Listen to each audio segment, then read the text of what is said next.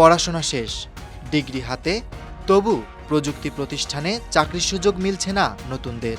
কারণ আগেই জায়গা দখল করে নিচ্ছে কৃত্রিম বুদ্ধিমত্তা বা এআই। ভেঞ্চার ক্যাপিটাল প্রতিষ্ঠান সিগন্যাল ফায়ারের সাম্প্রতিক এক প্রতিবেদন বলছে, শীর্ষ প্রযুক্তি কোম্পানিগুলো গত কয়েক বছরে নতুনদের নিয়োগ কমিয়ে এনেছে অর্ধেকে, যার প্রধান কারণ এই প্রযুক্তির দ্রুত অগ্রগতি।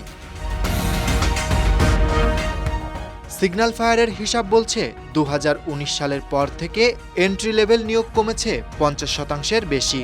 আগে এসব প্রতিষ্ঠানে 15% চাকরি পেতেন নতুন গ্রাজুয়েটরা, এখন তা কমে ঠেকেছে মাত্র 7%। প্রযুক্তি প্রতিষ্ঠানগুলো সরাসরি নতুনদের বদলে এখন খুঁজছে দক্ষ, অভিজ্ঞ ও টেক সেভি কর্মী। বিশেষজ্ঞরা বলছেন, এটা কোনো সাময়িক মন্দা নয়, বরং প্রযুক্তির ভেতরের একটা মৌলিক পরিবর্তন। এআই যেভাবে দক্ষ হয়ে উঠেছে, তাতে করে বহু জুনিয়র লেভেলের পদই অদৃশ্য হয়ে যাচ্ছে। অনেক বড় কোম্পানি এখন মিড লেভেলের কাজ করাতে পারছে এআই দিয়ে।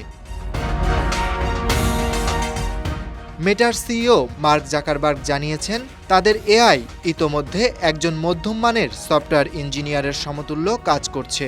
এমনকি আগামী 1 বছরেই বড় বড় প্রকল্পের কোডিংয়ের বড় অংশ লিখে ফেলবে এআই।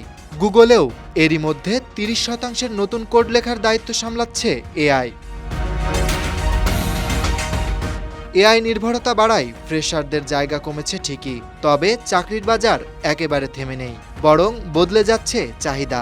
প্রযুক্তি খাতে এখনও 60 লাখ চাকরি রয়েছে, যা 2034 সালে উন্নীত হবে 70 লাখে। কিন্তু এসব নতুন চাকরিতে এআই সংশ্লিষ্ট দক্ষতা থাকা এখন একরকম বাধ্যতামূলক।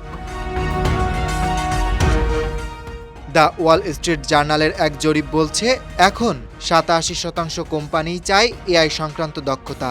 এমনকি 4টি চাকরির বিজ্ঞাপনের একটিতে সোজাসুজি উল্লেখ থাকে এআই দক্ষতা আবশ্যক।